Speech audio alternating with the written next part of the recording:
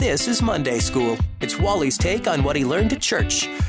Or at least the parts he understood. So we should all want to be intentional with our relationships. However, good intentions don't always lead to intentional living. I find that in my own life too. Like, I'm like, oh, I'm going to do this. It'll be so great.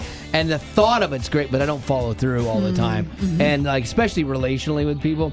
So how do we move from those good intentions to actually living a life of intention? Well, our pastor was talking about how we should invest and place value in the things that are most important to God. And what is that? And it's people. I mean, he died to give us eternal life, John 3:16. And that's a pretty good indicator of not only who, but also how he loves. So helping guide people to Christ is done through love, not hate. Even Taylor Swift knew this. In one of her songs, she's taking people to task who make signs to show their outrage, in this case, like the LGBTQ community. She said, and control your urges to scream about all the people you hate, because shade never made anyone less gay.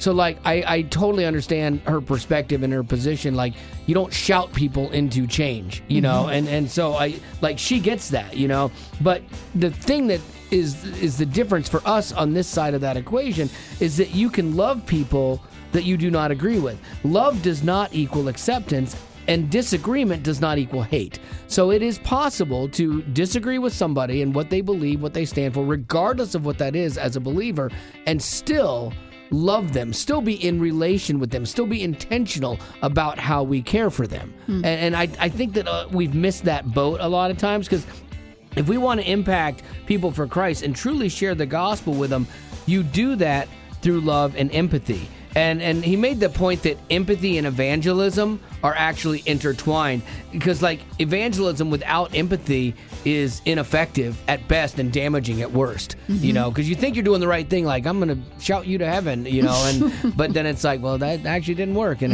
it drove someone further away. So living a life of intention requires us to invest in people like Jesus did, and not just the people the people who believe like we do. Jesus said in Mark 2:17, healthy people don't need a doctor, sick people do. I've come to call those who, not to call those who think they're righteous, but those who are sinners. And so I guess ultimately, if you look at it from that perspective, if it was good enough for Jesus, it should be good enough for us. And that is your Monday School for today.